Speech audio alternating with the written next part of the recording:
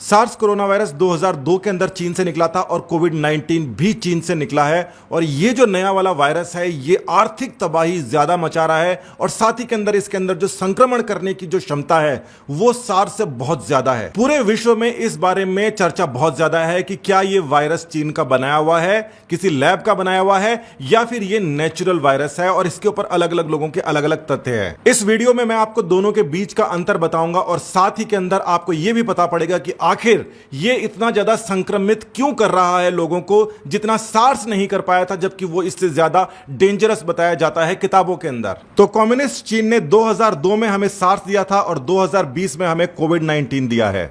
इन दोनों वायरसेस को हम देखते हैं तो ये दोनों बहुत ज्यादा सिमिलर लगते हैं, मगर इस कोविड-19 के अंदर कुछ जो जेनेटिक मटेरियल है, कम से कम 10 ऐसी जगह है जहां पर कुछ चेंजेस हैं। मतलब सार्स के अंदर 10 बड़े चेंज, जो 10 नए तरीके के प्रोटीन से बना रहा है, वो चेंज अगर कर दिए जाएं तो उसको आप कोविड कह सकते हैं। हालांकि ये बहुत मोटी डेफिनेशन है और अभी तक इतनी ही जानकारी हासिल हुई है, मगर फिर भी ये कहना गलत नहीं है कि इसको जेनेटिकली बनाया जा सकता था। अब इस वायरस के अंदर केवल ये अंदर वाले ही नहीं, बल्कि ये जो साइड के अंदर ये जो स्पाइक्स इसके दिखाई दे रहे हैं, इसके अंदर भी कुछ अंतर आ गया है और वो जो अंतर है वो सबसे ज्यादा खतरनाक है और इस अंतर की वजह से ही ये इतना ज्यादा तरीके से संक्रमण पैदा कर रहा है जितना ये सार्स नहीं कर पाया था। जहां पर एक वायरस केवल 30,000 लोगों को इन्फेक्ट कर पाया था, वहां पर ये जो नया वाला वायरस है जो काफी कुछ वैसा ही दिखता है, थोड़े बहुत चेंजेस के अलावा, वो धड़ाधड़ लोगों को इन्फेक्ट किए जा रहा है। आखिर ऐसा हो कैसे रहा है? तो सबसे पहला हम नजर डालते हैं मानव से मानव ये किस प्रकार से फैल रहा है।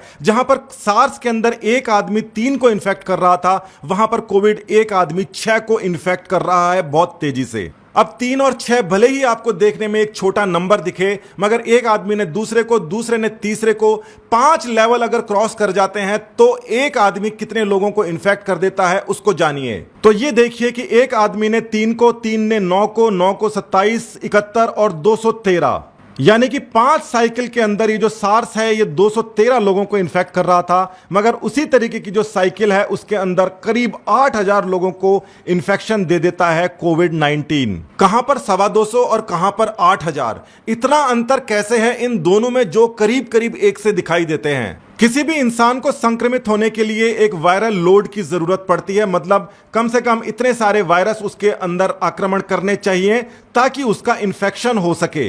वायरस बहुत ही छोटे होते हैं और संक्रमित इंसान जब भी छींकता, खांसता, कुछ भी करता है तो उसके जो वाटर ड्रॉपलेट्स निकलते हैं उसके अंदर केवल एक वायरस हो, इसकी संभावना करीब करीब 0 है। कम से कम 10, 15, 20, 100, 200, करीब करीब हजार भी वायरस उस ड्रॉप के अंदर हो सकते हैं और वो सामने वाले इंसान के अंदर जाते हैं और उसके अंदर वो संक्रमण पैदा करते हैं। अब ये संक्रमण पैदा करने के लिए हर एक वायरस को अलग अलग डोज की जरूरत पड़ती है। मतलब अगर किसी के अंदर, किसी ड्रॉपलेट के अंदर 10 वायरस हुए तो वो संक्रमण पैदा नहीं कर पाएंगे, किसी के अंदर 1000 हुए तो वो संक्रमण पैदा कर देंगे। इन सब के अंदर इंसान की इम्यूनिटी का सवाल नहीं है, बल्कि किसी और चीज का सवाल है। वो सवाल यह है कि जो वायरस है, अगर आपने बहुत सारे फेंक दिए किसी के ऊपर, तो क्या वो वायरस सामने वाले सेल के ऊपर हमला कर पाएगा, उससे अटैच हो पाएगा? उस चीज को समझिए। तो हर किसी वायरस के अंदर ये लास्ट वाला जो हिस्सा होता है वो सामने वाले सेल के रिसेप्टर के ऊपर जाके चिपक जाता है। मगर ये काम पहली बारी के अंदर ही नहीं होता, उसके लिए उसको एफर्ट लगते हैं। तो यहां पर जो मानव सेल है, इसके अंदर घुसने के लिए सबसे पहले इस रिसेप्टर के ऊपर आके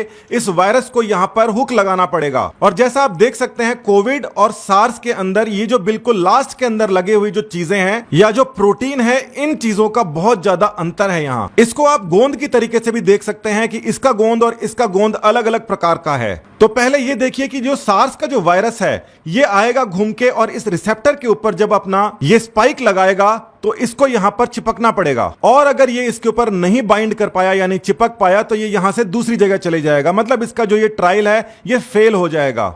एक बार जब ये वायरस आके इस रिसेप्टर के ऊपर चिपक जाता है और यहां पर बाइंडिंग हो जाती है तो इसको, वायरस को अंदर एंट्री मिल जाती है और एंट्री मिलने के बाद में वो अपना इन्फेक्शन करता है और अपना काम शुरू करता है। मतलब ऐसा हमेशा नहीं होता कि वायरस अंदर गया और उसको एंट्री मिली गई, उसको भी कई बार अटेम्प्ट करने पड़ते हैं तब जाके उसको एंट्री मिलती है। तो जो पुराने वाला वायरस था और जो नया वाला वायरस है, इन दोनों में इस एंट्री का ही अंतर है। यानी कि जो सार्स है जाके उसको चिपकता था तो वो कई बार उसके अंदर नहीं चिपक पाता था, ये उससे 10 गुना तेज जाके चिपक जाता है रिसेप्टर के ऊपर। मतलब इसका साफ है, जहां पर 9 से सबसे ज्यादा सार्स के वायरस अटैक करते थे, मगर वो रिसेप्टर पे चिपक नहीं पाते थे और वहां से नीचे गिर जाया करते थे और दूसरी जगह जाके नष्ट हो जाया करते थे। केवल एक ही अंदर एंट्री कर पाया करता था।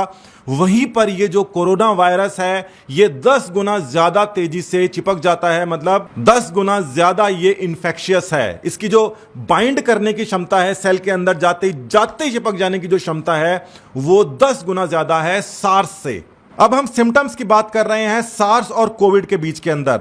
तो इसके अंदर भी सिम्टम्स आते थे, इसमें भी सिम्टम्स आते थे, मगर इन दोनों में अंतर है। आपने यह बात जरूर सुनी होगी कि कोविड के सिम्टम आने से पहले ही मरीज दूसरों को संक्रमण करना चालू कर देता है। इसका मतलब यह होता है कि जो वायरस का पीक है बॉडी के अंदर, मतलब जो सबसे ज्यादा उसका इंफेक्शियस स्टेट है, वो आने के बाद तक भी उसके अंदर सिम्टम्स नहीं आ रहे। मगर सार्स के अंदर ऐसा नहीं हो रहा था। सार्स के अंदर क्या होता था कि सिम्टम्स आने के भी 10 दिनों बाद जाके उसकी पीक आया करती थी, और जब सिम्टम्स आ जाया करते थे तो उस आदमी को उठा के ट्रीटमेंट दे दिया करते थे, जिसकी वजह से वो पीक आने से पहले ही हॉस्पिटल के अंदर होता था 10 दिन पहले। तो ये जो कोविड-19 है, ये सबसे बड़ा धोखा दे रहा है पीक के आने में। यानी कि पीक आने से पहले ये इतना संक्रमण कर चुका होता है कि किन किन लोगों में और कितना ज्यादा लोगों के अंदर फैल गया है, इसका पता नहीं पड़ता। अब एक और जो सबसे बड़ा अंतर है इन दोनों के अंदर, वो देखा गया है ड्रॉपलेट्स का, यानी कि छोटी ड्रॉपलेट्स और बड़ी ड्रॉपलेट्स। जहां पर ये इन्फेक्शन के लिए सार्स और कोविड दोनों के दोनों छींकने खांसने के ऊपर डिपेंड रहा करते थे, वहीं पर ये कोविड-19 बहुत ही चालाक है। कोविड-19 को फैलने के लिए छींकने खांसने की जरूरत ही नहीं पड़ती।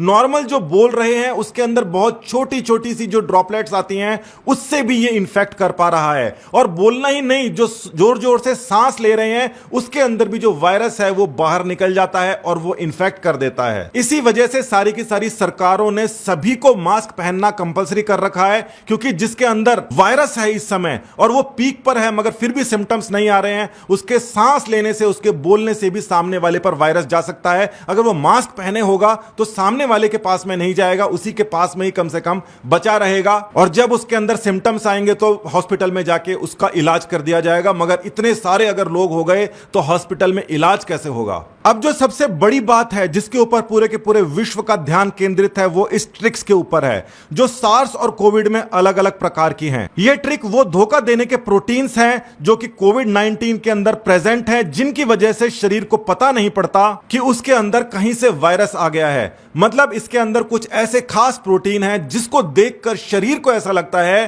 कि ये हमारे लिए खतरनाक नहीं है और शरीर उसको नजरअंदाज कर देता है। जबकि सार्स के अंदर वो प्रोटीन्स, वो 10 मेजर प्रोटीन्स नहीं थे, जिसकी वजह से शरीर को थोड़ा पहले पता पड़ जाया करता था और शरीर का जो प्रतिरोधक क्षमता है वो उसके ऊपर अटैक करके उसको खत्म कर दिया करती थी। मगर कोविड-19 जो है वो इतना चालाक है, इसके अंदर 10 ऐसे प्रोटीन्स अभी तक फाइंड आउट कर लिए गए हैं जो शरीर को धोखा दे देते हैं, जिसकी वजह से शरीर बेचारा समझ ही नहीं पाता।